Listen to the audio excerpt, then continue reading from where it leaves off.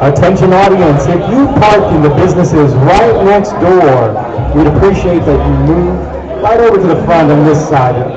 If you parked in front of the businesses next door, please move your vehicles back over to this side of the parking lot. Hey, how you doing, Judge? Nice to see you, man. What's going on? Ready? Are we ready? Started. Yeah, I'm ready. Good. I'm ready. We're gonna kick butt and big name. Hey, see, we're gonna be ready. Yeah, kicking butt and taking names. There you go. The real thing. Man, you got it working. Attention! Attention! If you parked in the business next door, please move your vehicle over to this side of the parking lot. That request has been made. Just the front row.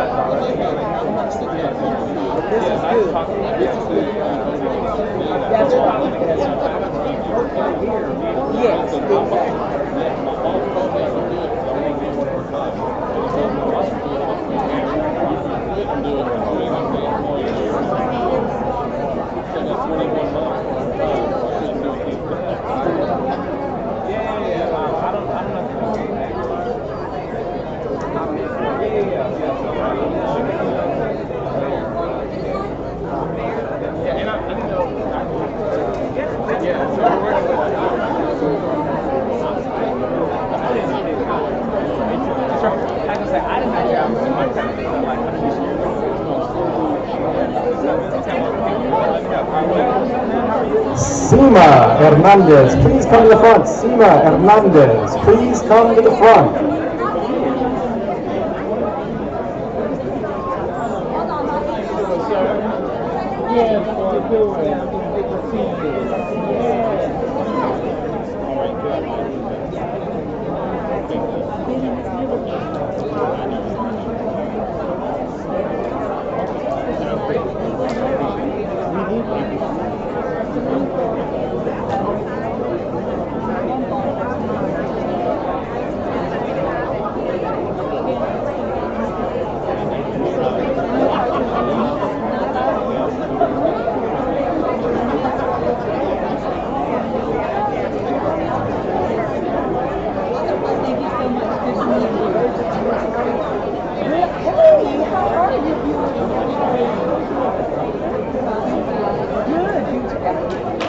I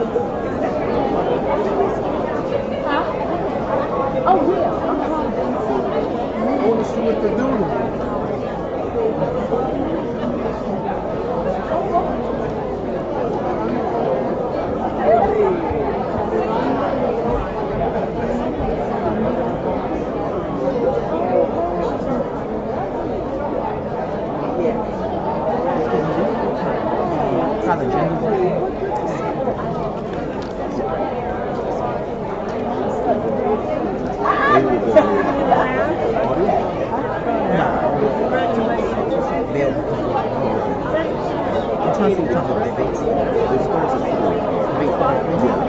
Well, that's when they introduced it. The moderator starts at 310 or 328. Ground rules are 312, and they should be at 315.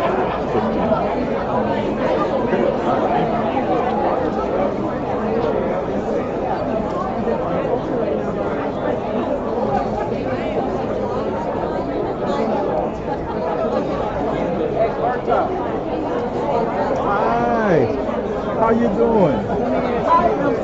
Nice to see you. Nice to see you. How you So what you do? You're going to be the one filming it? Yeah, it's going over all the different networks. YouTube, Facebook, Twitch, Instagram, not Instagram, but Periscope. Oh, I love it. Love it. Good for you. How have you been?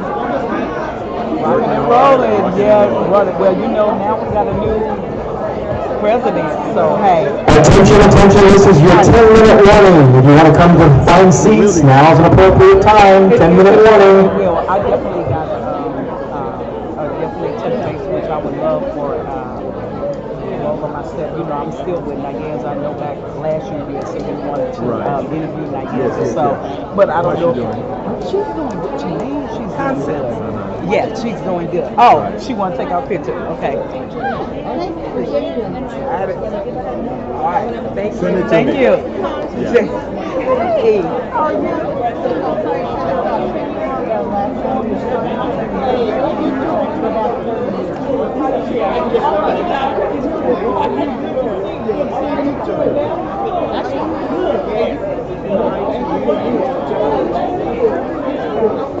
Do you see the pastor?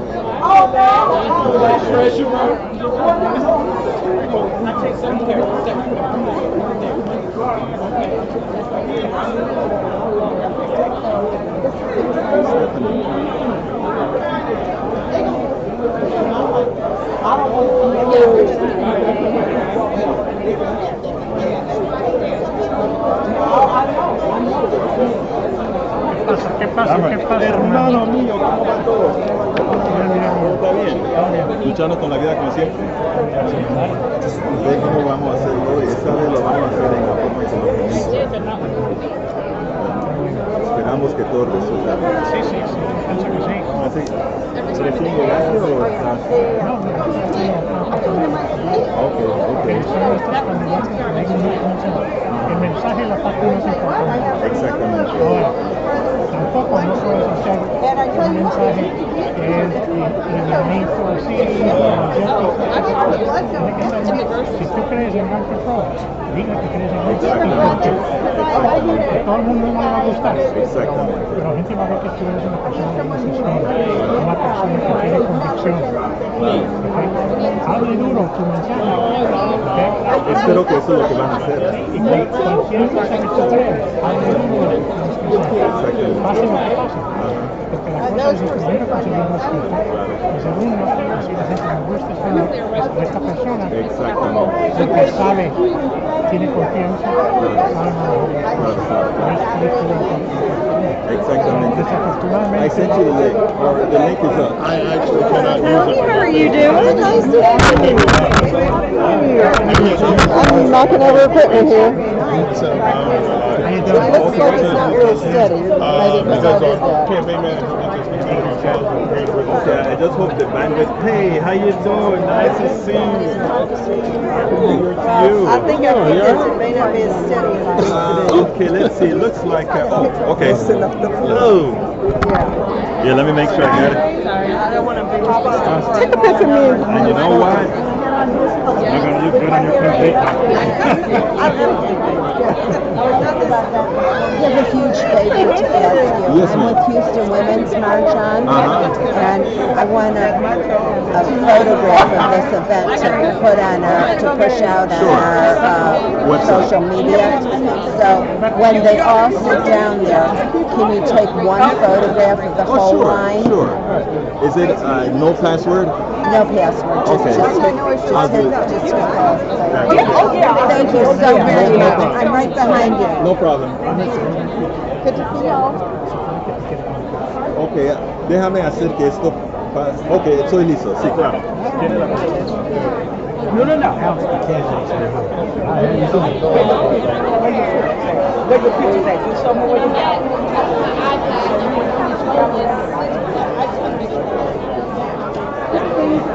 Do you have any duct tape or something? Because it's over that corner. If you want to delegate it to me, I'll help take care of it. I'm always thinking liability, honey. My brother. Thank you. It's your shoes. I know Elvis would be proud. You got a card on you? You have a card information? Yes, sir. Yes, sir. Here you go. You don't look like a candidate running for office, but everybody comes and talks to you. I am definitely not a candidate. Hello. You are my KPFT sister. I am. How you doing? Are you recording or? I'm live stream. Because do you want to drum information or you want to do it on your just? Yeah, I'm just to do it on our page. Okay. Yeah. Okay. No problem. Yeah. So what do you do? What is all this? We're live streaming this to Facebook, YouTube, Periscope, and where am I? Twitch. So all the stuff here, people will be able to see all over the place, all over the world, right? All over the world. I'm trying to talk. All over the world. She's busy trying to set up, you know. Yeah. But yeah, so this is what we're gonna do. You know, when it's close up, come and give the candidates their close up. You know, and do all. So that's what's going on here. Pastor, I sent it. Thank you.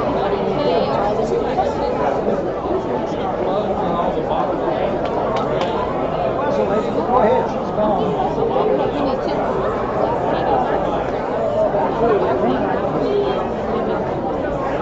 Hermano, send it to me. How you doing, buddy? Kicking ass. Taking ass and taking name. Not a problem. Send me the picture you just took. We're also doing Prison Dungeons Okay. What day is that? Thursday night. Okay. Queso con jamón, estamos hablando como tú sabes. Perfecto. Here we go. I know you too. All right, brother. At Virgil, she's gonna be taking another picture of clothes. Your eyes. I don't know. How you doing, Hal? How you doing? You know, I wrote your vote on February 18th. You already Have you know. been- You're already there. All right, let's go. Yeah, let's go. I'm making sure my eyes are open. So who's in it? 1 second. All right. You're gonna find it. Brand X. All right.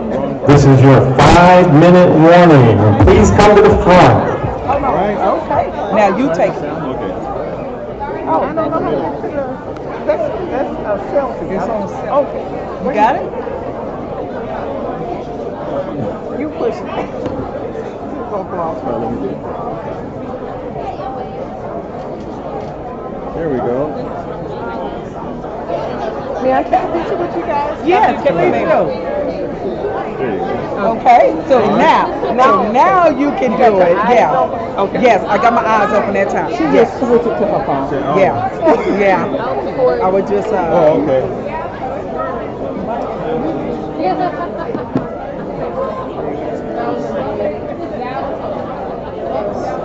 What you looking for? Pictures? no, I'm looking for her messages so I can text it to me. Oh. Messages. Here we go.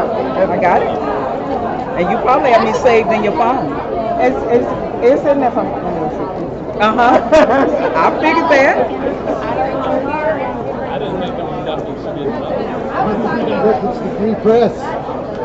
Independent press. actually free because I'm making enough money. So yeah, it's almost free. Yeah, you need to And start we'll charging go them. right here. Well, people need to start. All I the think politicians that need I to be- got it. Right. Messages. Oh, thank- I Let's see appreciate here. it. I appreciate it. All you politicians that. Hey man, Charlie, George across the floor. you don't want anybody to get free around here. We do not want that. I can say all unpaid politicians need to be subscribers to I think politics. because I would have a free service. Yeah, as soon as I get my The politics done right. Can you believe My that? wife, Can you believe that?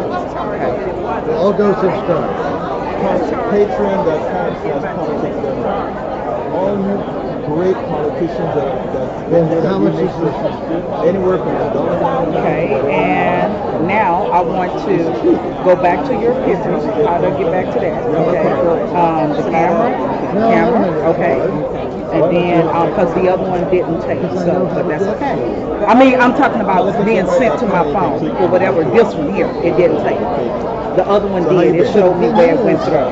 This one didn't. That's I all. believe Put I that may be there. able to You have a nice, is this a subscription Samsung? account funds for that. That's what you should be able to. So Oh, look at you, have lucky a you. certain So amount of hey, budget what's been paid going on? Like, for subscriptions. And I think they have to, I can't remember, it has to be, I think it has to be At the online, it has to be digital. So everyone's going about that, but I'll take that personally. Thank you, sir. You kind of want to take it.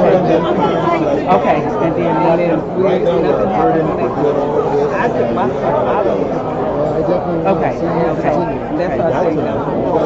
You were helpful to me. Right. Help us to Oh, okay, okay. Well, Hey, I'm gonna try my You best. gotta And, you know, make- now that we got a new president now, it's baby was all work. So baby, we campaigned for him in January. And let me know what you're doing. So I can work with you. make sure you use them. Yeah, okay. Because you know Corona is big in the NAACP. That's part- we So don't want you know that. that's So how this the is president one now of of the the Black should Caucus. have Where more a state Americans officer. did, the more I believe it should have been. Long time ago. Yeah, Long time. Should have been 2016, 2014.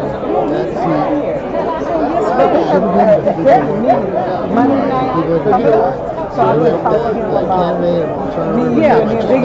Yeah, please do. Let him know because actually Lost by 30 points. and he told me to work If you need something, that one have is school advisory council. Okay. I'm doing that one. I will be spearheading the healthcare. And so yeah. Let's do okay. That's But yeah, man. So But yeah, it should have been a while ago. It definitely should have been in 2016. I'm so proud of you. I didn't tell you personally, but for you winning that thing on the floor, and I'm so damn proud of you. Just started, man. And the mechanical engineer in kind, which we are, you did the damn thing. I did the thing. Isn't that Speaking of something? you, say damn. You did the damn thing. I did the thing. Thank you. Oh, I swear a lot. It's probably one of my problems. Yeah. Well, you know what? I also learned to stop swearing. Actually, I don't think you need to learn. We like politicians that are original. I was at Cypher Democrat Club, Uh-huh. and they had me speak after all of these. They had all the people in contested primaries could come and talk to them Yeah. a few minutes, and they wanted me to say a few words, and I said, look at the room. We have 20 new signups for this club tonight. We're starting 2020 with this kind of energy. I think the shit is about to hit. Look at this. In fact, I need to run up there and take a nice picture. I think that's a good idea. Yeah. I want to go up there. Well, you know, we were there by car. The North Country, you know, we flying in the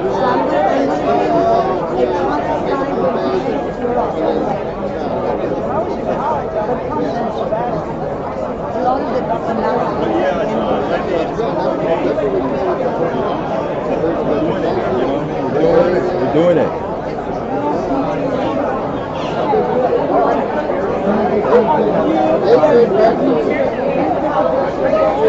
Okay. Liz McConnell was asking me, and I was like, I think I'm Berto is. just because he seems to have a. Who the FD got me on Facebook? Well, I tagged her and I tagged you in the Okay. comment because I said I think Humberto is because he has a laptop and there's the camera. Yeah, it is. How are you? Sima, How are you? how you doing? How are you doing? I'm doing great. How's it going? How's it going? Expectations? You know what? I'm just gonna work my ass off and see how it goes. That's what you gotta do, Yeah, right? exactly. That's what you gotta do. That's what I'm planning to do. Yeah. Your name is Exactly. Egberto. Exactly. Let me get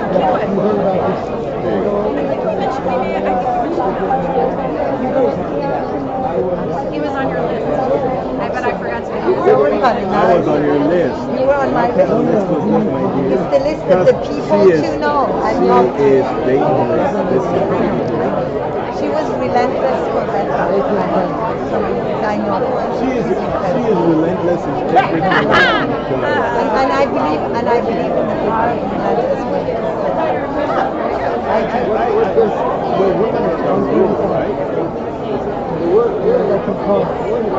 Why were you hesitant? I was like, I'm gonna take it as maybe it goes without. Well, I'm ready for that, guys. Alright? I'm ready for that. I would love to come and do some behind the scenes. You want to know? And I think before I come, maybe we can organize. But I really want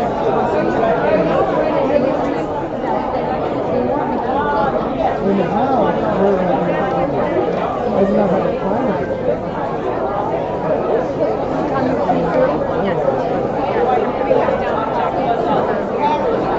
I don't want to make it.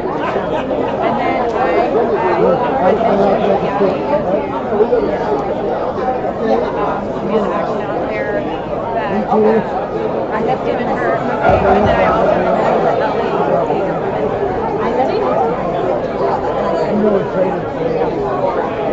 I told him that I'd given him, I was like, listen, just so you know, it's not like out of, like, Hermano mío. Places, everyone, places, everyone. This is your 1 minute warning. 1 minute, places, everyone. Oh, yeah. All right, 1 minute. Okay, so we'll talk afterwards. We talk afterwards. I'll be here. All right. Take it a second. I don't think they're going to let me sit in the front row. They're not. What- You're an what is exec, that? dude. Maybe so, but they got. You are no. Actually, the candidates are going to go up there and they're going to actually get. Hi, guys. How are you? How you doing? Nice to see you. Yeah. So I think you should need to sit up there and listen to the You think I can do that when they? No, I think all the elected officials are there, aren't they? On the corner there? I have no idea.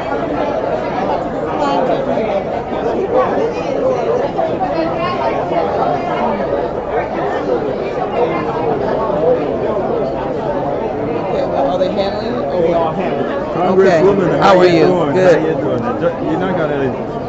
Good. How you been? I'm well, thank You you. well? Doing okay? I'm hanging in there. Thank you.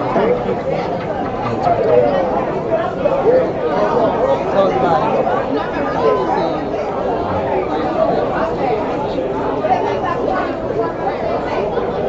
So how was your first show? Terrible. Why did you say that? I mean, I was getting my grounding, but now, like, I'm thinking about, like, next week, and I feel a little bit more, I feel better. Like, now that I got Actually, the, you sound good. oh, thank you. Now that I got the first one out the way, I feel a little more, like, okay, I can do this. Oh no, you can do. You have the voice for it. Oh, thank you, thank you. Yeah. So I mean, I was listening to it and so forth. I mean, so nice. I'm not political, so I follow you with. I'm not here for politics. Just 1 second. Yes. Yes, The link. ma'am. You see the link? I sent you the link to your phone number. The phone number you gave me. So I just cut and paste Just, this. just click on that, and it'll bring up Facebook. Yeah, what we need to do is call the And claims that's department just so they can send them the desk out there and they'll collect it. Ready to go? Text me real quick, and then I'll send you the information. I'm at a Welcome to the Senate debate. I'm not gonna be able to talk. And here to start things off, I can communicate better with you. Alan West, candidate for the Senate for State of Texas, Beto O'Rourke.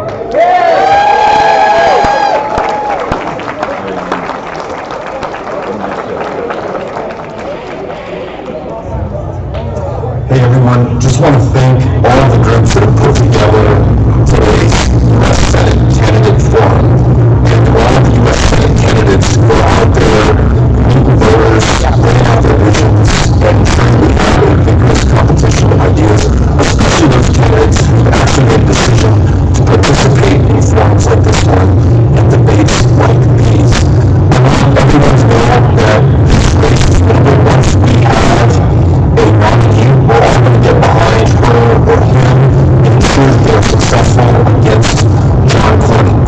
And I feel like I was actually driving to voters outside of Harris County to support a state house race. Dr. Eva Markowitz is in a special election that takes place the 20th of January. I'm being covered by people. It's getting volunteers, folks just like you, to go knock on doors in Katy and Sugar Land and throughout Florida to make sure that she and Philadelphia that we win at least 8 more state house races and have a majority in the state house for the first time since 2001. This organizing effort will also help the U.S. Senate candidate, the nominee, and will also help whoever our nominee is for U.S. President in this 30 electoral college votes in Texas. It's all about volunteers, teams, and phone banking, the grassroots effort represented by the groups who helped to organize today's forum. I just wanted to begin and say thank you, and team, I'm looking forward to seeing you before too long. Adios.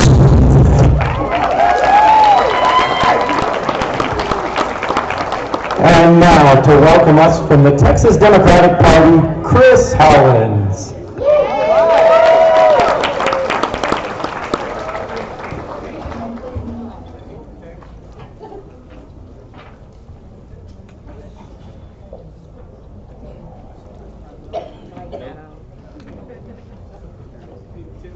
Can y'all hear me? Yeah! All right, I'm going to yell until we get this thing figured out. Good afternoon, Texas Democrats.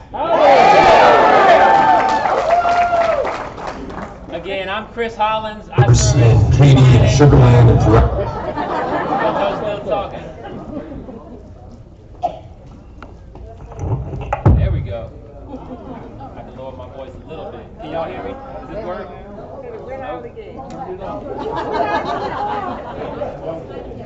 I serve as finance chair for the Texas Democratic Party. Thank you so much to all of you for being here. Thank you so much. This is extremely important. Thank you to the Harris County Democratic Party and Lily Schechter and DJ and all of the staff at HCDP for putting this event on. To all the clubs and organizations who helped to put this beautiful event on. Woodlands Democrats, Humble, Spring, Cy-Fair, Tomball, Stonewall Democrats, thank you so much for bringing us all together so that we can hear from this wonderful slate of U.S. Senate candidates. I'm looking forward to figuring out who I'm going to vote for to be my next U.S. Senator. Let me tell y'all a quick secret. This is between just the folks in this room. We're going to turn Texas blue in 2020. And we're going to start at the White House. We're going to send the current occupant of the White House to whichever prison he prefers.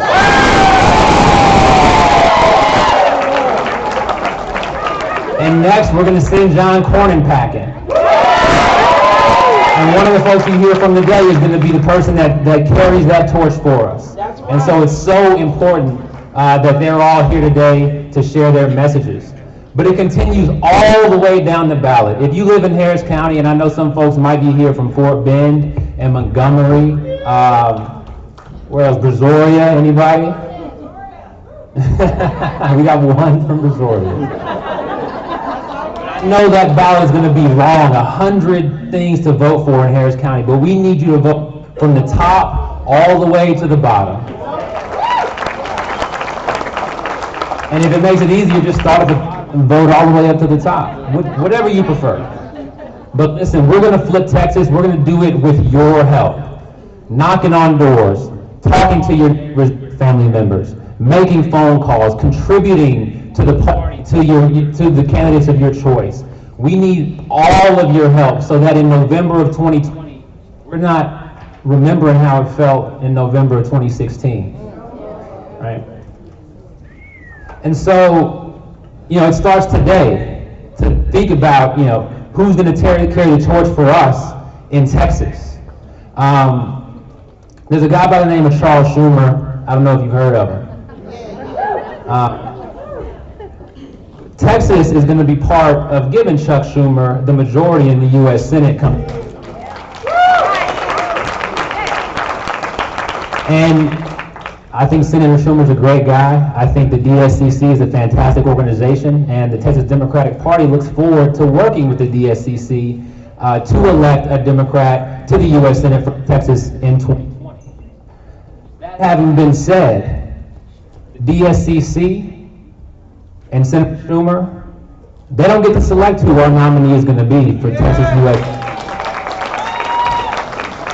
We get to make the choice.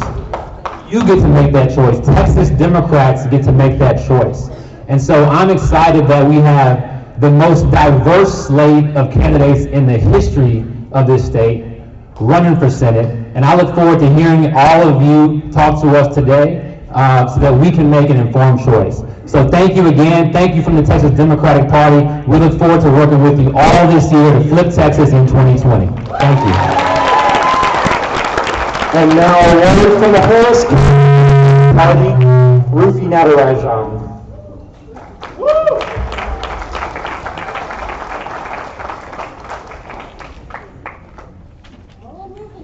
I'm coming.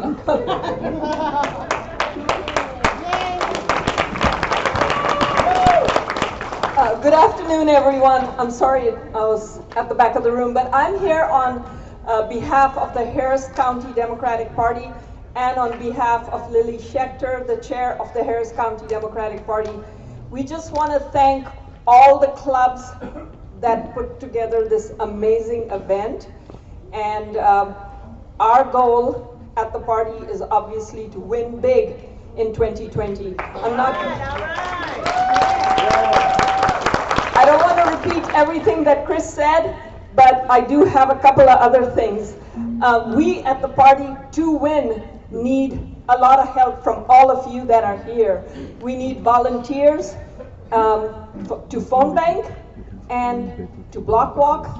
So please go online at harrisdemocrats.com and please consider signing up to help us. We're looking for like 1,000 volunteers, so please do that. We also need all of you to please plan on attending our big fundraiser coming up on February the 13th, the JRR. You can also go online and buy tickets for that or become a sponsor. And last but not least, if you are not a sustaining member of the Harris County Democratic Party, please consider joining. It's only $20 a month, or $10 a month actually, if you want to go with $10. It's like 2 cups of coffee. So please become a sustaining member, because that's how the party operates. The sustaining members are the backbone of the party. So please consider becoming a sustaining member. I'm here today to take care of that for you. Thank you so much. And now please welcome to the stage from the Houston Independent School District, Yolanda Jones.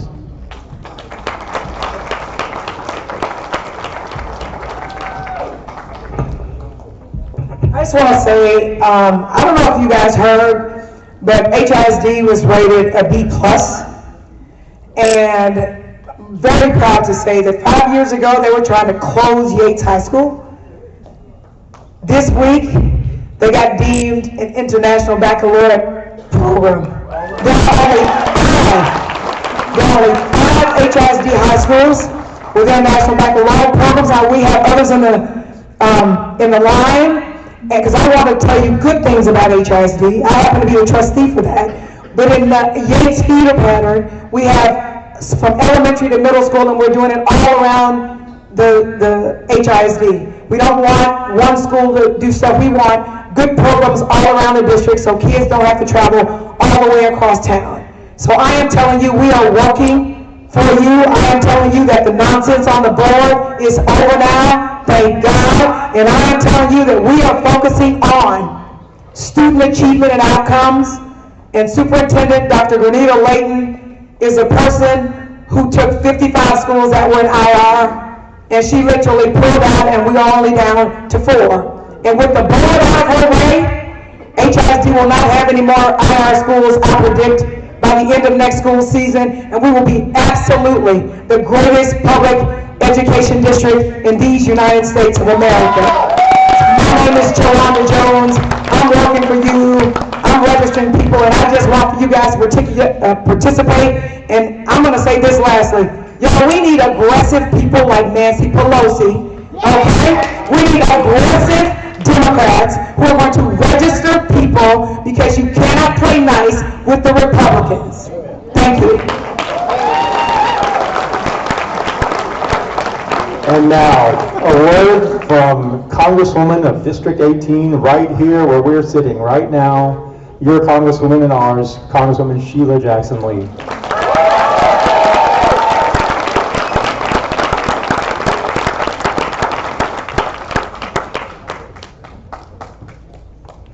Thank you so very much. Let's first give a hand for Pastor Deckard and the First Lady of this great outstanding church. Pastor Sam and the First Lady, she's a health provider, so she's in a health provider clothing. You know what you do with that? Make sure that all this is a great champion of those who are in need. It is helping. Let me see you do some more.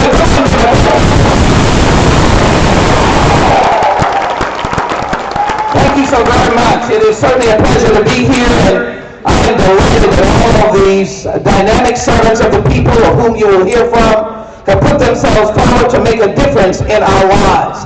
It's exciting to see all of these Democratic clubs, and I believe in calling the rules, so let me call it. Democrats, are you in the house? Cypress, Tomball Democrats, are you in the house? Democratic Club of Wilburns, are you in the house?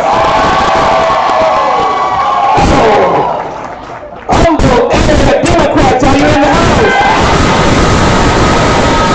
The Democrats, are you in the house?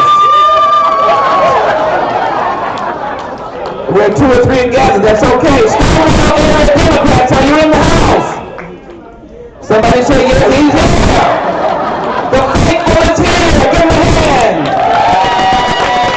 The Spring Democratic Club, are you in the house? Moms Demand Action, are you in the house? Got a little red on. We're delighted that our ROTC young people are here. Let's give them a hand. They will be coming forward soon. Allow me to acknowledge our state treasurer. Give him a hand. Wonderful representative of the people. Our representative of the Harris County Democratic Party, and every time you go there, she's got her head down, working real hard. Give her a hand.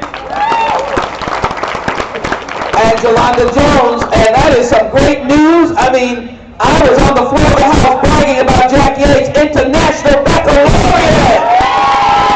And I love the HISD schools, and I stand with the process of representative government.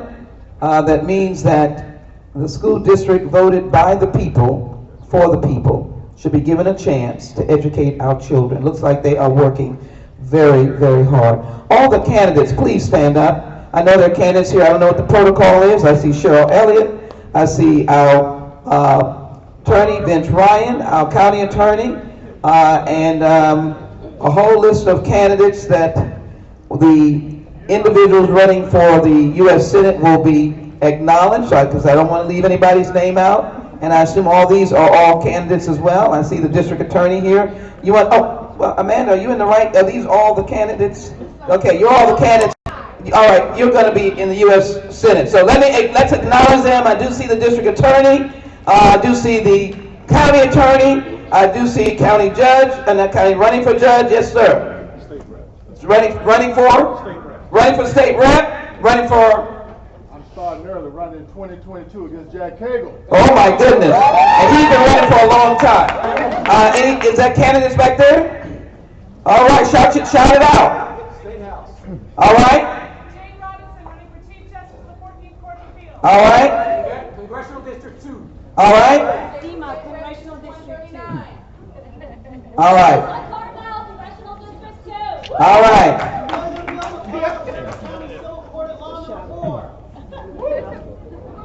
Go ahead, brother. Judge Larry Wyman, 80. All right, I got you. All right. All right. Okay, let's give them a very, did I miss anybody?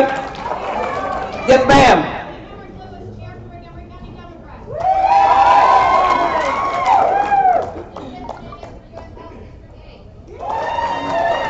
I believe in democracy, so I'm giving you my time because my time is going out and I've got to say a word. Yes, ma'am. Thank you. Thank you. All right, let's give everybody a very, very big hand. Oh, y'all can do better than that. Come on. One more. Yes, ma'am. Harris County District Attorney. All of these folk are going to be together when we finish. Let me just bring up a wonderful sister, two of them. Barbara Jordan said, "For the people," and "we the people," when she opened her remarks in the 1974 impeachment proceedings. She later said, when someone asked her, "What do you people want?" It might be, "What do you Democrats want? What do Hispanics want? What do African Americans want? What do Spring Democrats want?" And the answer was, "We want the same promise of America that you want, a just system." And then Ann Richards told us, "I am not afraid to shake up the system, and the government needs some shaking up more than any other system I know." So Democrats, that is your challenge, to shake up the government and bring it home to the people. Oh, I can't hear anybody here. There's nobody in here that thinks that they're a Democrat and can do anything. So if I give you any message today, it is that you are in a party not for party politics. Not because you want to talk about who is doing what on the phone line or the social media line talking about Democrats. What you're in the Democratic Party for is the very values of empowering people who cannot help themselves, giving access to universal health care, ensuring that our soldiers are not sent to a battlefield because of personal desire and aggrandizement. You are here because the Environmental Protection Agency is to protect you, not to protect those who live in tall towers. It is to avoid cancer clusters and contaminated water. That is what government is all about. And Democrats have traditionally upheld great societies and the great America that we are. And so my challenge to you is, look around and see the value of diversity. We are great because we are like the fingers on a hand, and those fingers can make a strong fist. We have the power, as I close, to make a government that speaks and works for each and every one of us. And we have the power to bring to the American people, in spite of the percentages of those who still like they're in that other column, don't be daunted, Democrats. The election is not yet. And you have the ability to turn this nation around and upside down. I see these final words, and that is, I've come to have a love affair with the Constitution. Barbara Jordan taught me to have one in my purse, and because of our friendship and her support and endorsement, I was guided by her strength. what I can say to you as we make our way, make it no doubt in your mind. No one ran to impeach. No one stands on impeachment, but we stand on the Constitution, and elections count. 2018, you sent us to the United States Congress to ensure that the Constitution was upheld. That is what we did. We will stand by it and do it without fear, courageously, and demand the same kind of fairness in the United States Senate. You will be the test of whether or not the Constitution is upheld, as we did in the United States House, as we spoke of the democracy dimming, as we spoke of the fact that you cannot violate the Constitution and perpetrate constitutional crimes. Ask the question of your neighbor, who are they for, a man or this great and wonderful country and the values that were stated that we are the people and the nation's freedom is grounded in our courage and our leadership. That's what Democrats are all about. I'm delighted to be here with you. I'm running for re-election. I want to go back and fight that fight for that health care, make a difference, and I want you to get the best senator that could ever be elected. And I want Democrats to say, we are the people with the Constitution. We stand on those values. We won't let you down. We honor the word, and we will win.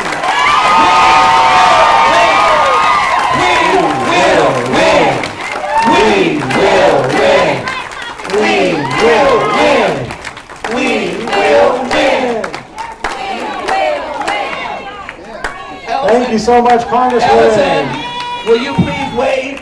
Come here. Can you come? Are you too scary? Okay. That's Ellison. She's 4 years old. Yeah, I can't. She's 4 years old and a little too scary. Are you going to come? All right, there she is. I'm going off the stage. A future Democrat, and this is BB's grandbaby. All right? All right. A future Dem. Thank you. Okay, and now for the main event. Are you ready?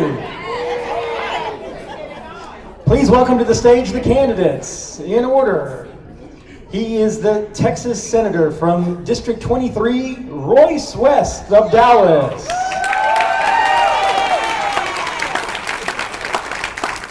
Next on stage, former U.S. Congressman from Houston, Chris Bell.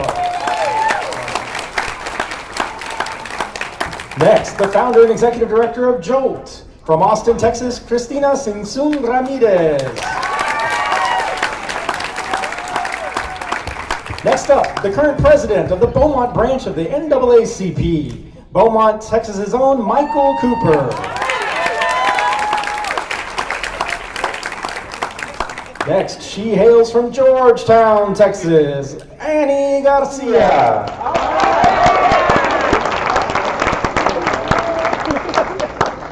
Next, he ran for Texas governor in 2018 from the DFW Metroplex. Please welcome Adriano Seguela.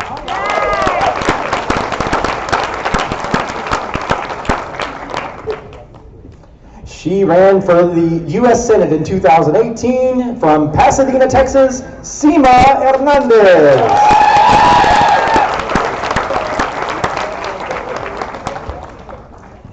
He ran for county judge in Chambers County in 2018 from Baytown, Texas, Jack Daniel Foster Jr.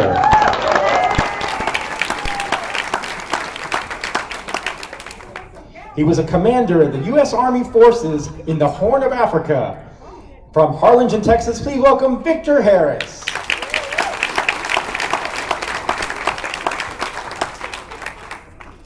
She's a former Houston City Council member. From Houston, Amanda Edwards.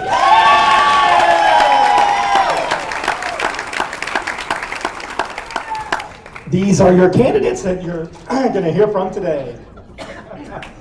It happens to all of us, right? And now, the people that actually need to be able to speak, your moderators. First off, from KPRL TV, the meteorologist and host of Houston Newsmakers, very involved in community organizations, currently the chair of the YMCA of Greater Houston, celebrating 45 years in journalism. Welcome to the stage, Cambrell Marshall.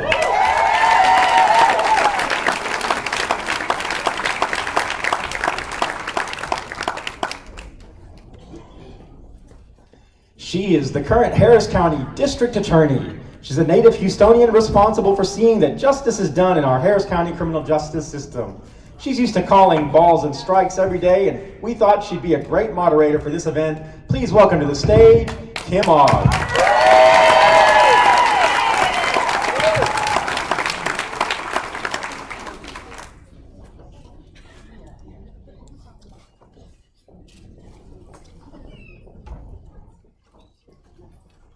KPRC.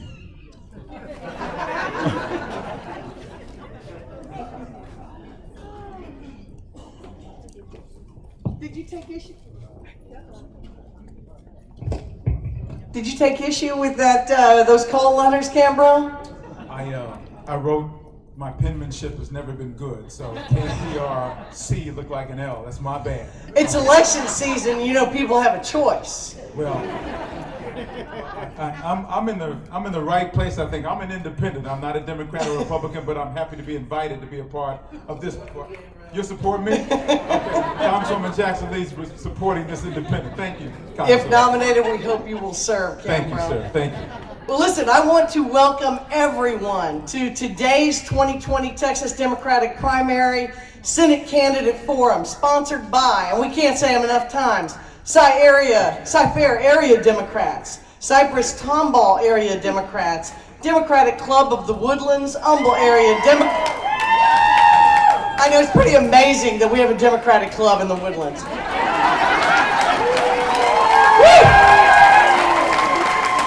After a long dry spell. Humble Area Democrats, Kingwood Area Democrats, Spring Democratic Club, Stonewall Area Democrats, and the Harris County Democratic Party. And now I'd like to introduce our host and the pastor of this fabulous church, serving so many in need. Pastor Deckard, come on down.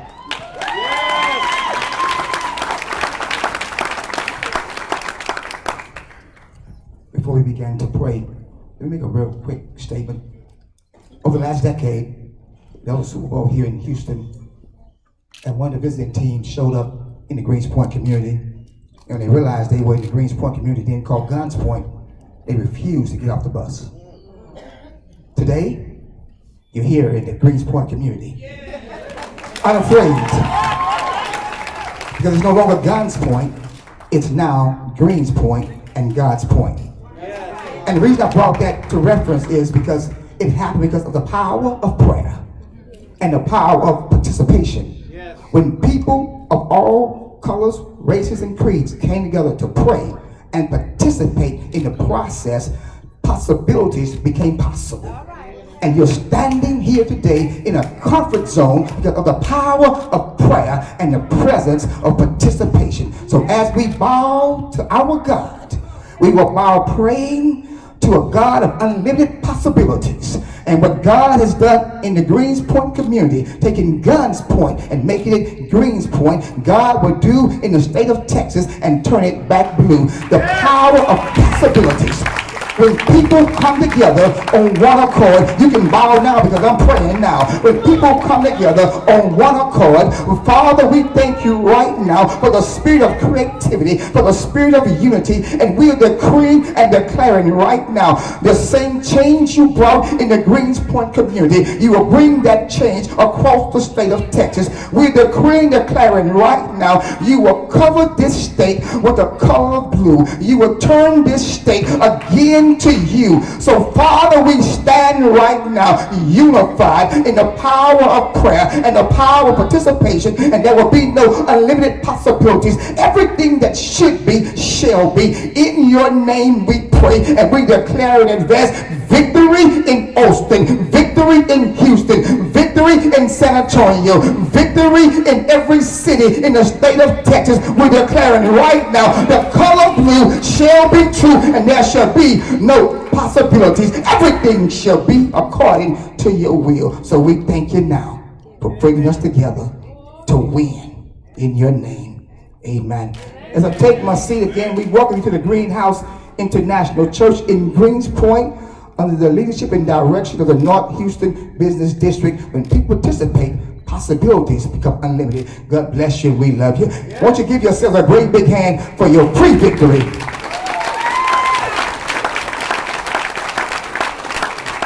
I'm sorry, will you all stand? We're going to receive the Spring Independent School District Spring High School ROTC for the presentation of the colors. These young people took their time on a Saturday to come participate in the process, the power of participation. So let's honor them and greet them as they come to present the colors of ROTC of Spring High School.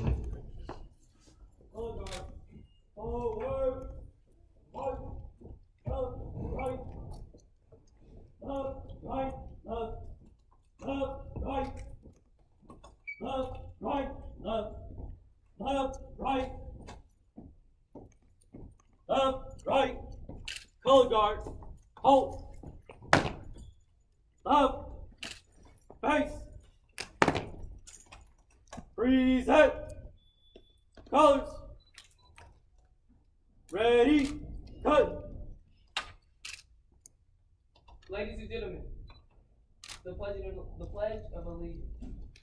I pledge allegiance to the flag of the United States of America and to the republic for which it stands, one nation, under God, indivisible, with liberty and justice for all. Carry, colors, ready, cut. Right, face, forward, march, left, right. Left, right, left. Left, right.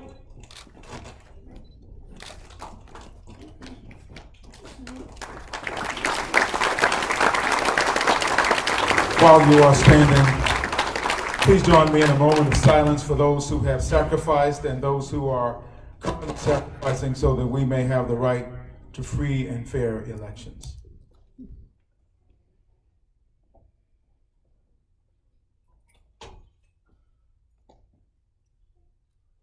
Thank you.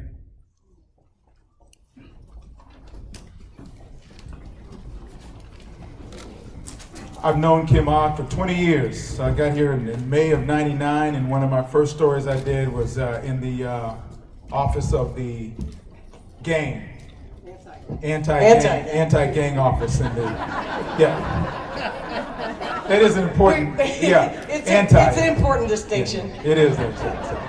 I'm glad to be able to do this with you, and then as now, you're able to keep me on track, so I appreciate that. Before we begin, let me go over the ground rules for this afternoon. If this falls again, we're not going to try to put it back up, okay? The moderator will tell you how, and it's not going to stay very long. The moderator will tell you how much time you have to answer each question, usually 1 minute. Signals will be given by the timekeeper at various times. Timekeeper's right there. After stop, you may only complete your sentence, and 15-second rebuttals in case a candidate is attacked personally. The attacked candidate will have, well, one time, 15-second rebuttal. Attacked in love, I'm sure, but attacked nonetheless. Oh my gosh, he caught me sleeping. After that nice thing about keeping you on track.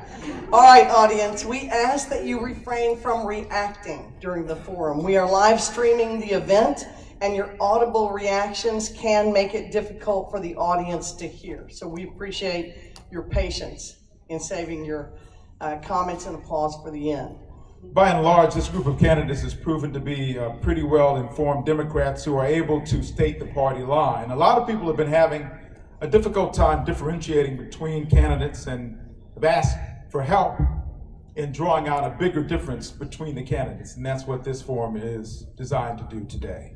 So this afternoon, we'll be asking questions that will really help primary voters make your final decision. This is more of a job interview. Remember, over time, issues change. What we want to know is more about the kind of people that you are. How do you think? And so how you answer the questions will be as important as the answer.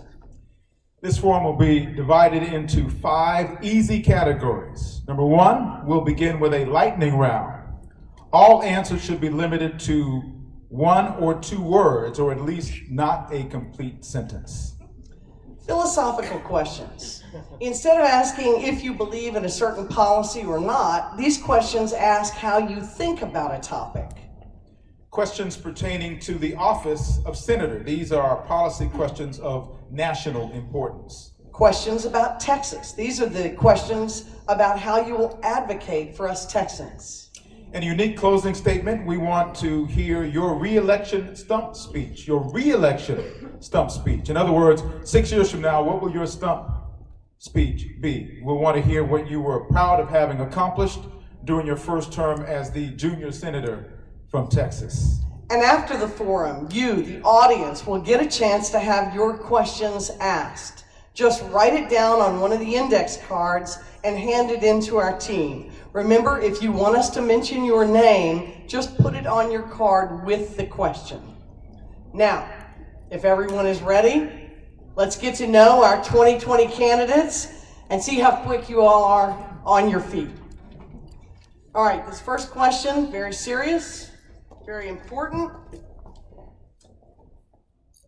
We're going to start with, who's number one? You do it down there? Amanda? Council member? Senator? All right, this is a tough one. Do you consider yourself a Texan? It's a joke. I didn't write it, but I'm telling it.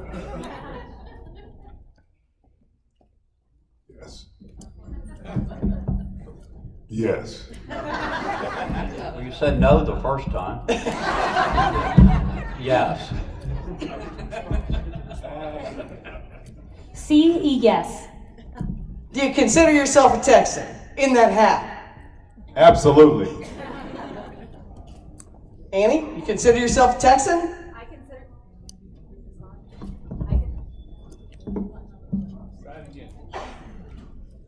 Are you there? Yeah. I consider myself a Tex Annie.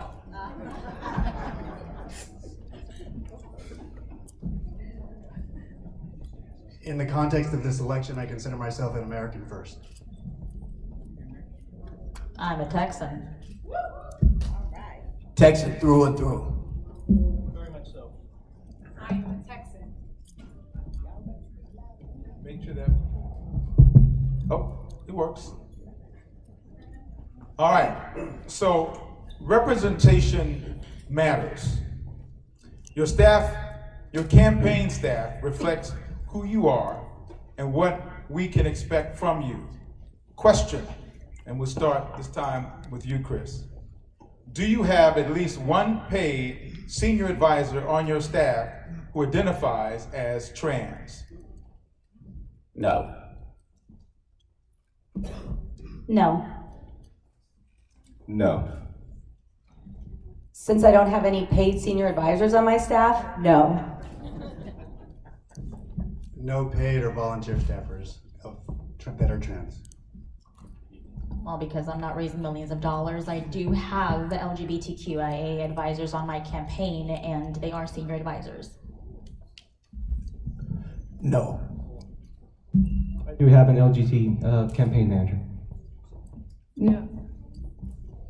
I do have an LGBTQ staffer. All right, just to clarify, what we're doing is we're coming down the row and we're asking the third person. So, Are we asking about LGBTQ staff or trans staff? Trans. Because I have Trans. LGBTQ staff, but not trans. Okay, got it. okay. But I think you're the first one to answer this next question. Yeah. All right. So, as Democrats, we've been fighting for a living wage, including raising the national minimum wage. Question, panel. If we look at your FEC reports, will we see that when you pay any worker on your campaign, they always receive at least $15 an hour and a 40-hour work week with time and a half above those 40 hours? You will always see that our staff earns a living wage and has health care and full benefits as every American worker should have.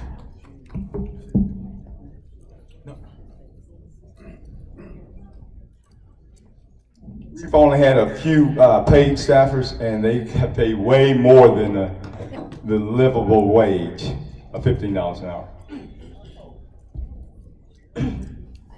Unless I'm the only paid staffer, then no, I don't. I don't have $15 an hour, and I don't have health care except for through my husband's employer. I do not have any paid staffers. I haven't even raised enough to pay myself, let alone my own health insurance plan. No paid staffers. I do have 2 paid staffers, and they make more over $15 an hour. I do have paid staffers, and we pay them sustainable wages as well as health care. I do have paid staff, and they're making over $15 an hour. I do have paid staff and they're killing me. And yes, they're paid more than that. Question.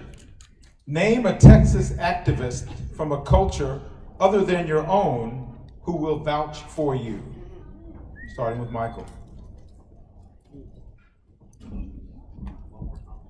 Question is, name a Texas activist from a culture other than your own who will vouch for you. Mike Collier, raise your hand. There you go. Can you explain what you mean by from your other than from your own culture? From your close-knit environment, from your Friends group? Are you saying like other people outside of your friends group? You know, I didn't write the question. So. No, I'm confused about the question because I consider Texas my culture, and you're asking me about a Texan outside of my Texan culture. I'm just confused. Okay, let's call it your ethnic culture. Let's call it your business culture. Let's call it your close society of friends. Anybody who's outside of what is your normal culture. Okay. Do you, without getting into a lot of different things here, if you are, what is your normal place that you call? So this is a really interesting point that you're making right now, right? Because what am I? I'm just trying. What do you identify? What is your culture? What do you call your culture? This is a lightning round, by the way. I'm sorry, but I don't understand the question, so I need an explanation. You got to do that. So I would say, you know, my husband is Spanish. I speak Spanish. I identify, but I was born in Minnesota and I'm white. Okay. So are you saying that Latino is off limits to me, or you want me to go out? I just don't understand.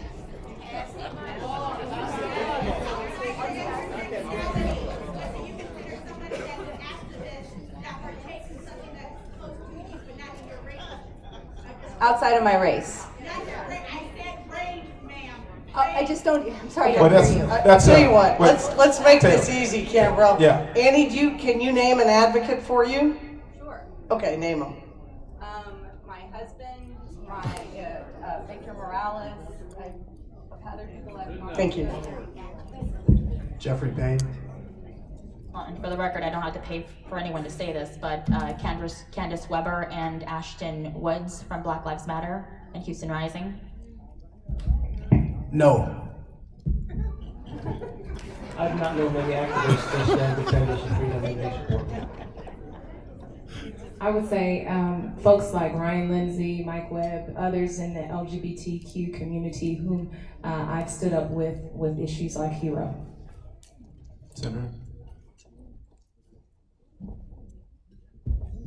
Sylvia Garcia, Carol Alvarado, Hector Flores, Mike Collier, my assistant treasurer.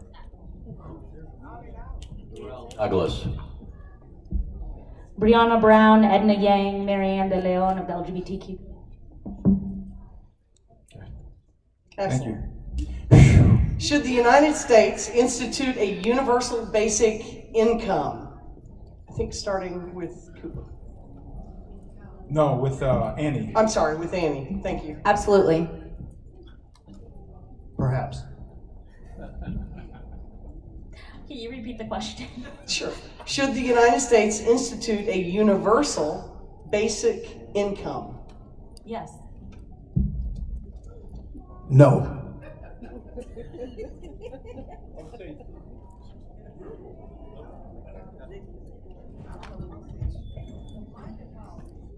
Yes, an earned basic income. We should definitely we should be paying our community members sustainable wages so that they can support themselves and their families. We should be making certain that every American is paid at least $15 an hour, and you can be assured that we'll make it happen. No, raise the minimum wage. That's the way to approach that.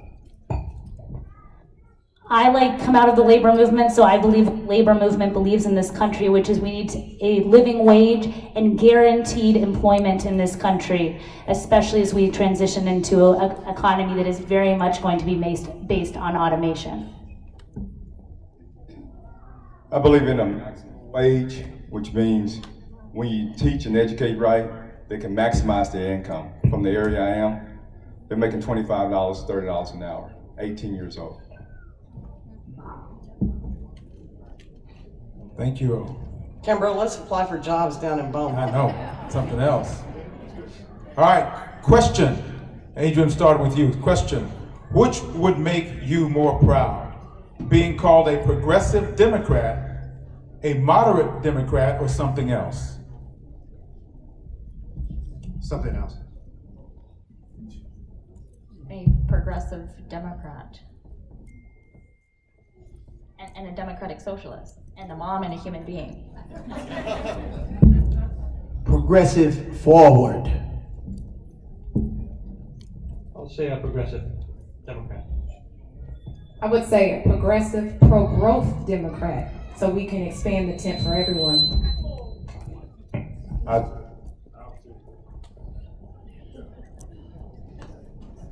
Testing. I would say a moderate to left Democrat. The second most progressive Democrat in the race for the United States Senate.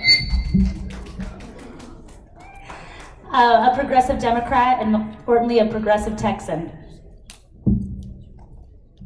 When I ran for lieutenant governor in Dallas area, which I campaigned all over Texas, is huge, they call me the aggressive progressive.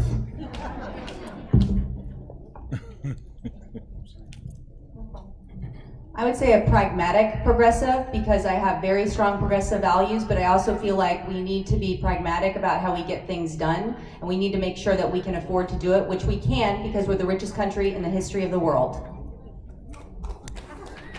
All right, we start with you, Adrian. In one or two words. No. I'm sorry, wrong name? Yeah, next. Sema. With Sema. Sema. Sema.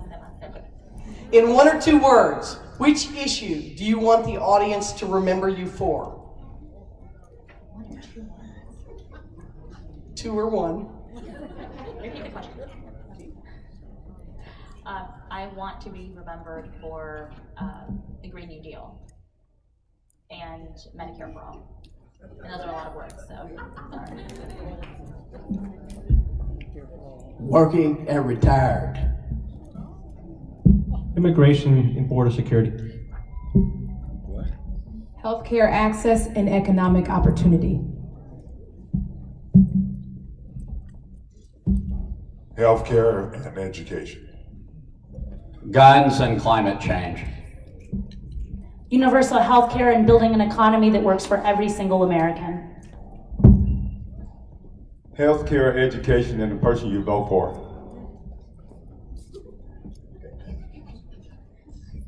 Inspiring people again in the goodness of government and creating a Congress that's truly representative of the people, not in terms of just ethnicity, but also in socioeconomic status, gender identity, every which way that we categorize ourselves.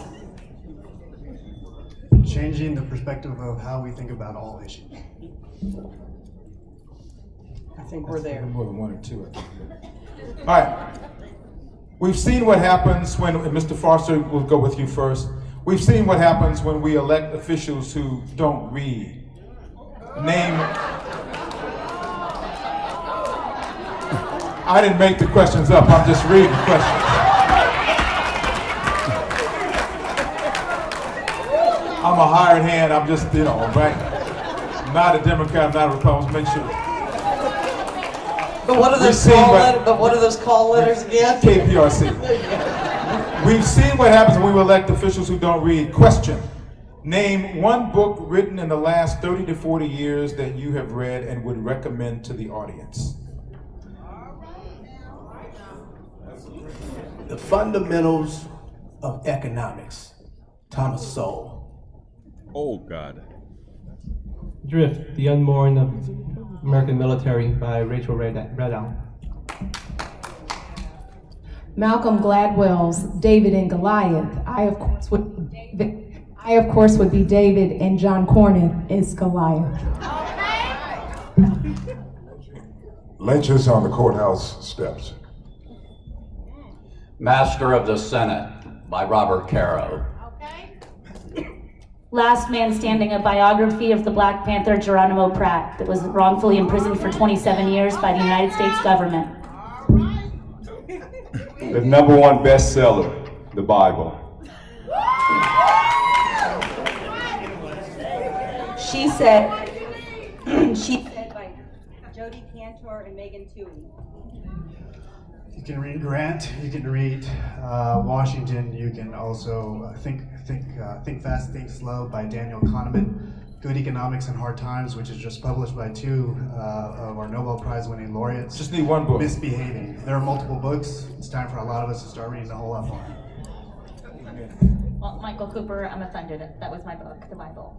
So, thank you. But it wasn't written over 20, 30 years ago. They always change words to just fit the narrative, right? You gotta switch that. All right. In a very serious vein, a Texas team is in the finals, and a senator from the other state has made a bet with you. They will send you their best food item if they win for you to eat on social media. The big question is, when the Texas team wins, that's when, not if, which city tacos will you send on behalf of Texas? I don't write the questions either. It's another joke, Jaime. I'm trying to deliver it here. So we start with you, Victor. What was the question? Where are you going to send tacos from? What Texas city are you going to send? Let's see, where is it? Which city's tacos will you send on behalf of Texas? Well, I think it's to pick anything bad, so I'd go with San Antonio. Or Houston. You know I have to say Houston. You better say Houston. I'd say Houston, Dallas, San Antonio, Austin, all of us get Texas. He's adding up the percentages to 50. I would say Houston, but I reserve the right to change my answer if I go to a different city. They're gonna come from my kitchen, the best nopales tacos in Texas. I would say Beaumont to represent where I'm from, but after finding out they're Democrats in the Woodlands, I say the Woodlands.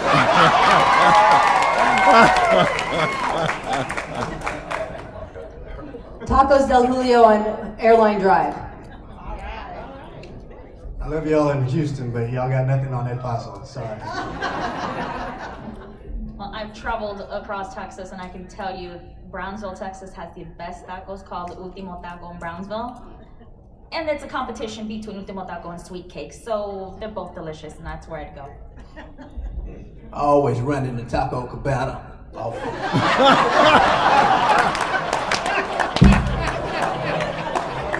When traffic box is closed.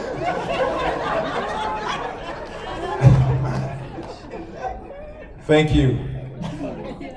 Well, you all want us to get to know you, but how well do you know each other? Question. Name the primary candidate who will support you when you get into the runoffs and they don't.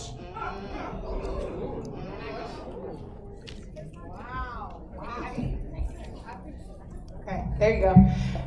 Because I know that all 12 candidates believe that we have to beat John Cornyn because he has been standing against the interests of Texans. I think every single one of us would support the other should the other nominee be selected in the election. So I would say everybody. I concur. Oh, excuse me. I'm hoarse. That's why I sound like this. I concur that I will support. If for some reason I don't make the runoffs, I'll make certain I support whoever makes the runoffs, because as the pastor said, we have to stand on one accord. Chris, you're thinking about this. I can see. I am, and I'm just figuring out how to evade the question like they did. We've all got to be good friends, and I like a lot of the people up here, and it's a talented field, and that's why nobody wants to answer, because nobody wants to hurt anybody's feelings, and I don't do either.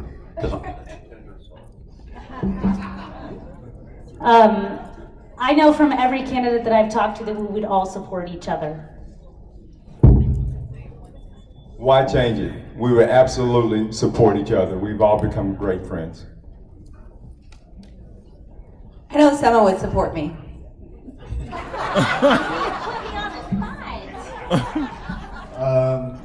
I just met Annie. I just met Victor yesterday at an event we were at.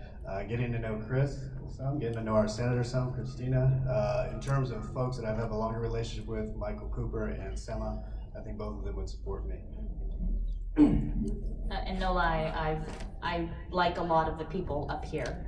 They're very nice people. Some of them are more genuine than others, but we're not measuring right now. I'm gonna support the nominee, whomever the nominee is. And although we may not always agree on certain issues, we are gonna work together to debate John Cornyn, and that is the objective. Describe it as a friendly, intense difference, but we support one another.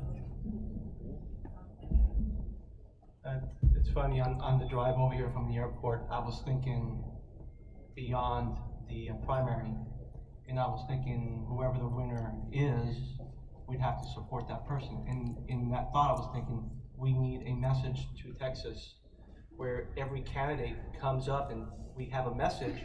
In the message, a sentence or two is said by each candidate, and in the end, the winner of the primary steps up and gives the final message and show our unity moving forward. And that's what I was thinking on the way over here, because the camaraderie of all the candidates, it's just nice.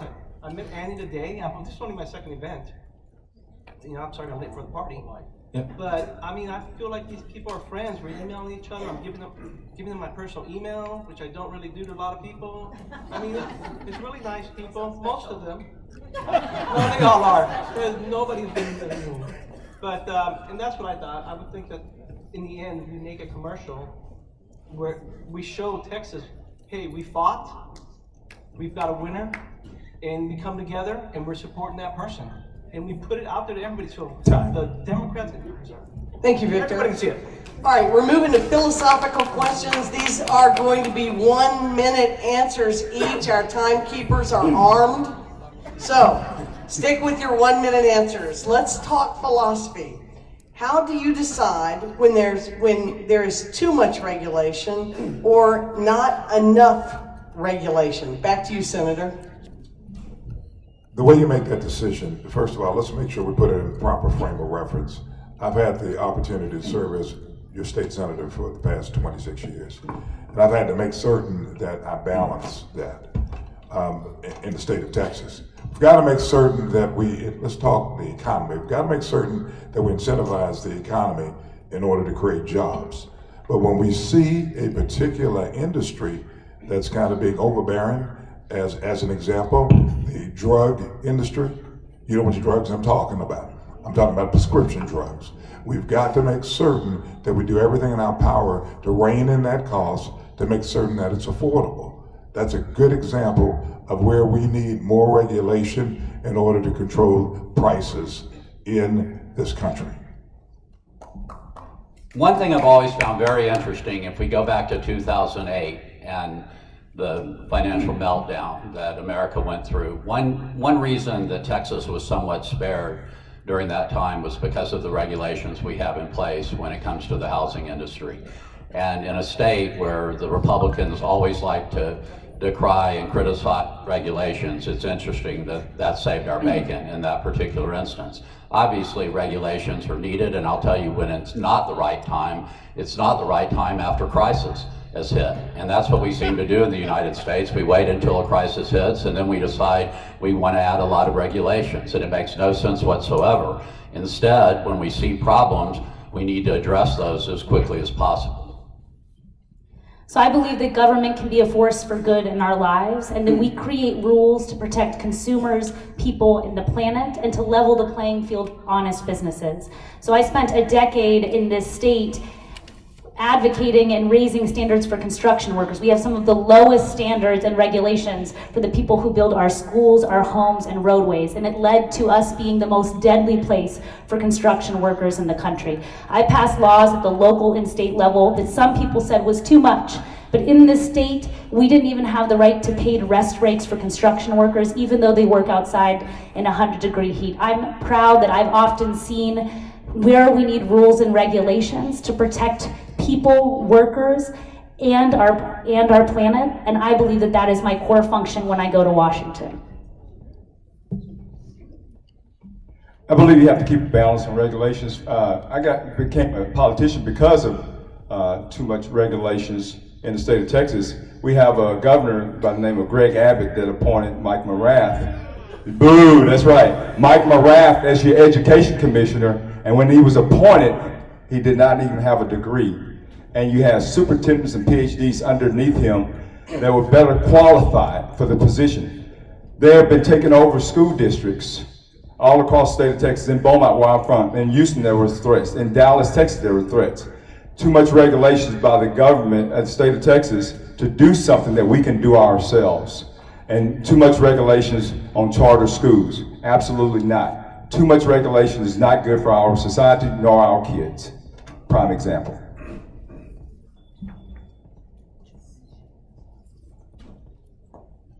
So this is a really excellent question, and it has me thinking. So when we're talking about regulation, we're actually talking about government involvement, and the question is, when is there too much government involvement, or when is there not enough government involvement?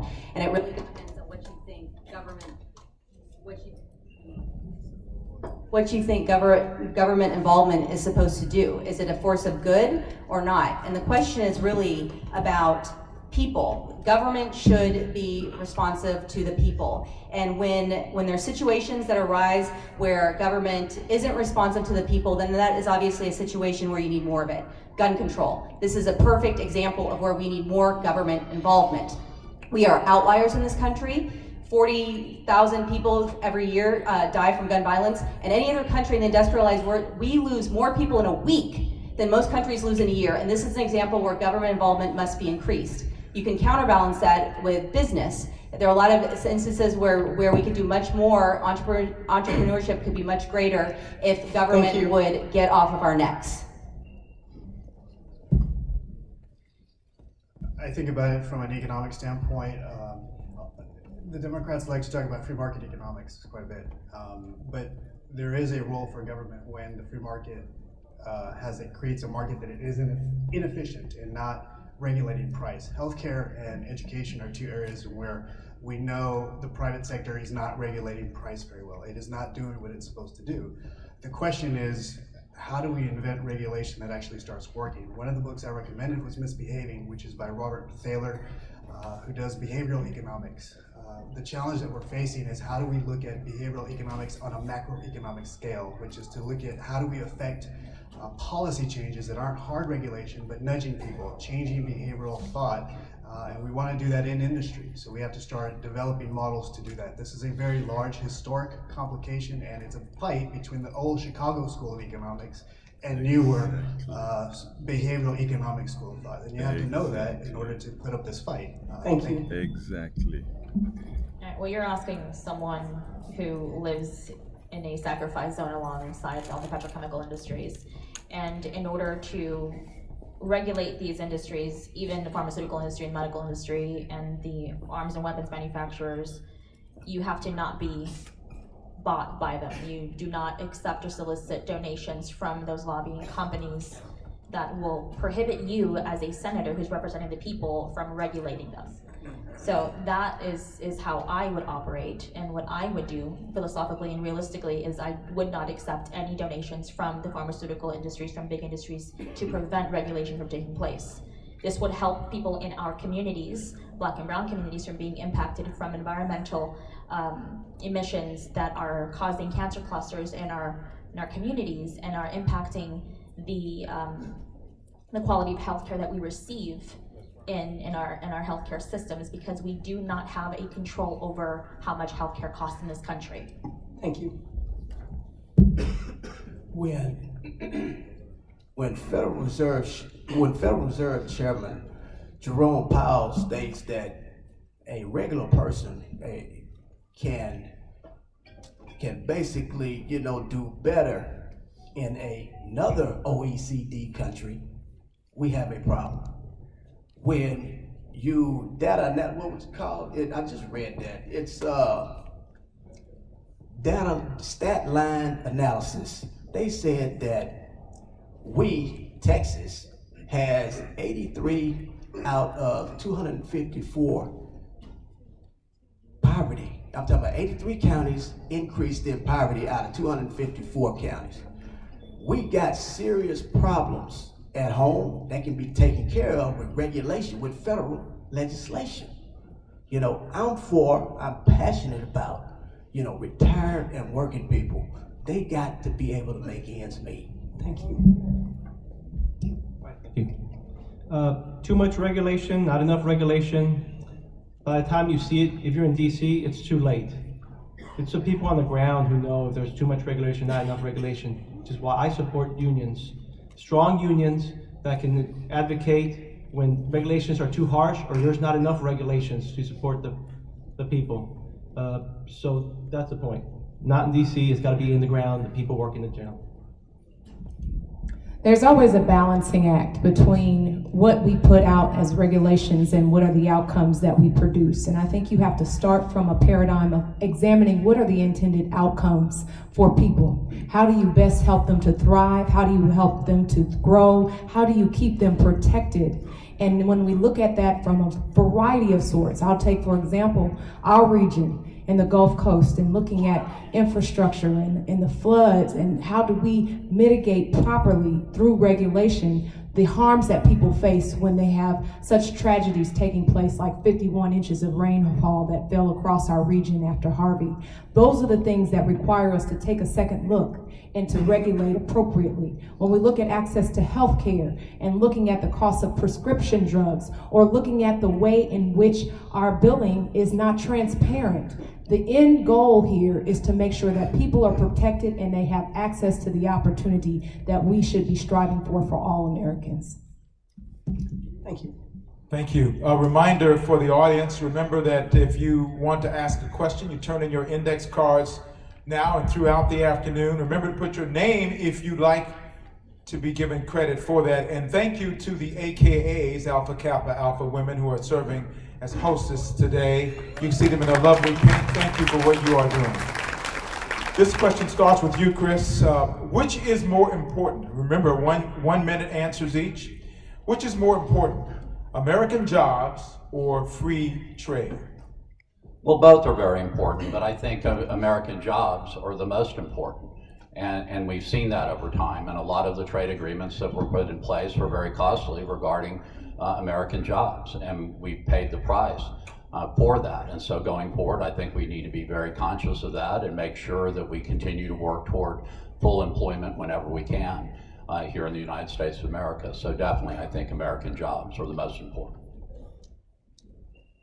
So I spent time working for the United Auto Workers under the North American Free Trade Agreement. We lost over 1 million manufacturing jobs in this country, good, mostly union jobs.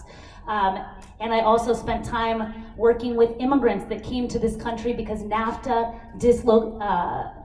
disrupted the agricultural industry in Mexico and the economy, causing millions of people to migrate to the United States. When we talk about trade policies, it needs to not just look at what the profit margin will be for corporations, but unions need to be at the negotiating table, agricultural organizations need to be at the table, and environmental organizations. We need to make sure that we are operating from a level playing field in each country so that we do not bring down wages and bring down environmental standards in the process. I'm absolutely for American jobs. I've been an automotive industry executive manager for the past 30 years. I'm also a General Motors dealer candidate. I can actually purchase any franchise, but I choose to go with General Motors because of the financing program.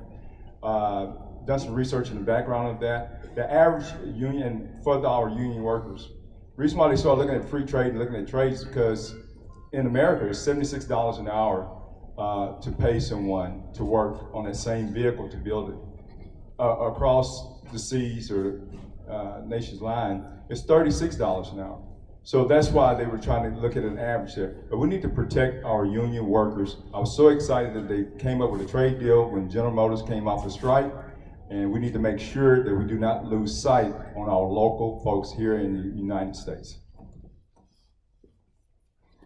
I think it's an interesting question in the way that it's framed, because I don't see it as a zero sum or a binary decision. You don't choose American jobs or free trade. The two go hand in hand. Free trade can create American jobs, good American jobs. It's not just about an American job. It's about an American job, one paycheck that lets you live a life of dignity. That's the important thing, and that should be our goal. And how we get there, I think, absolutely requires that we integrate free trade in it. We're a global economy.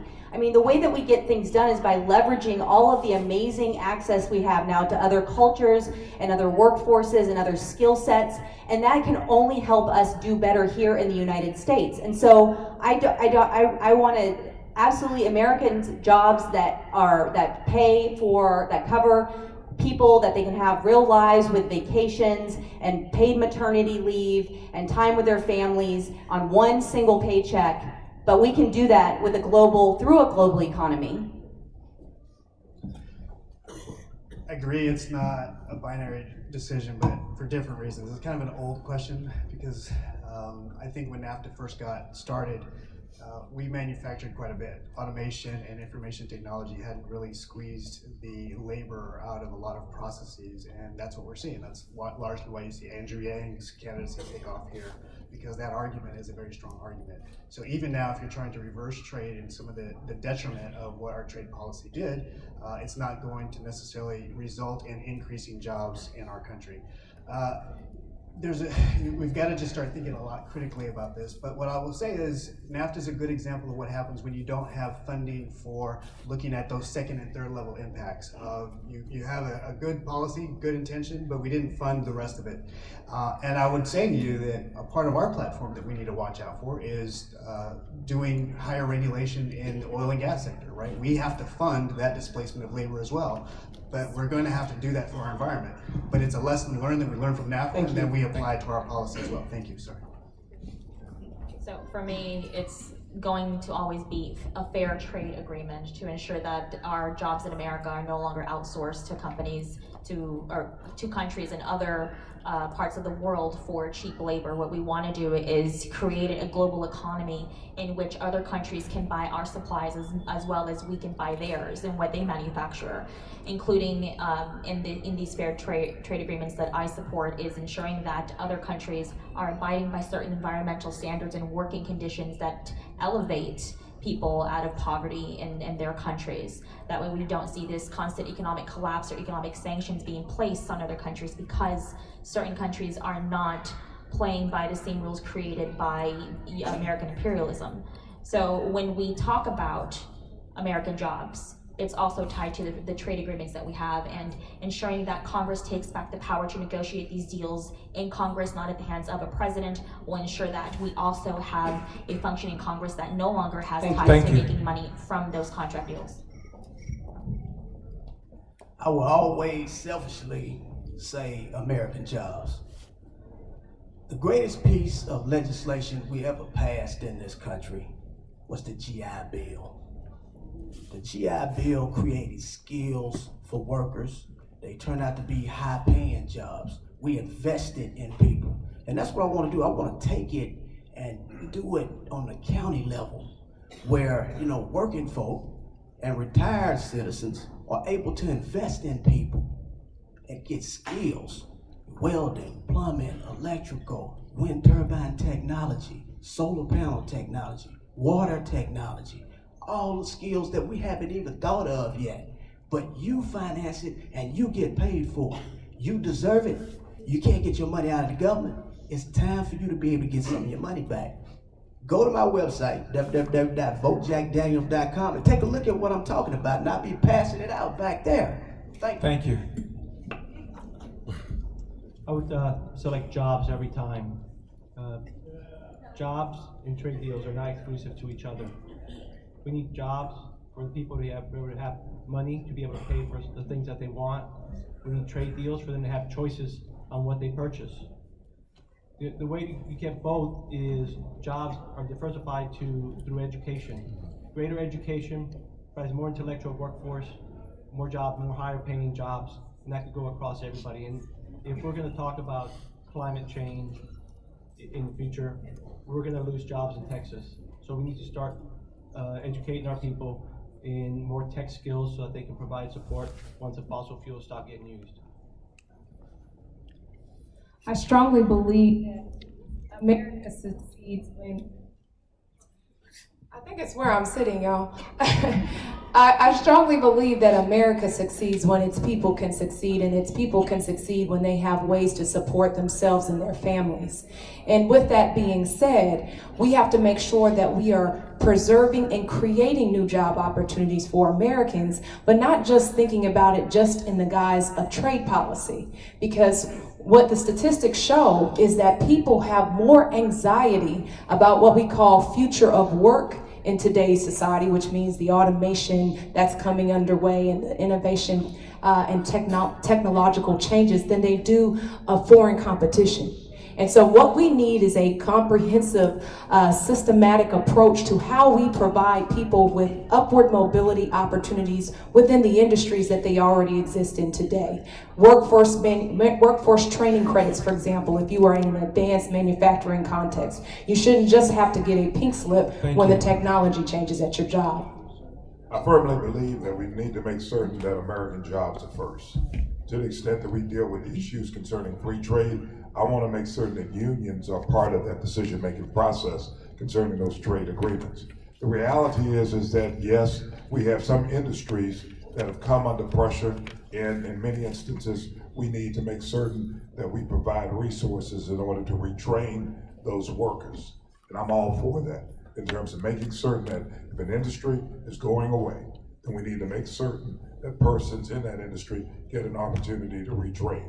We've got to have balance in order to make certain that this miracle that we call the Texas economy and also the national economy continues to move forward. Thank you, Senator. Job of the senator, what is it? Policy questions, 1 minute answers each, please.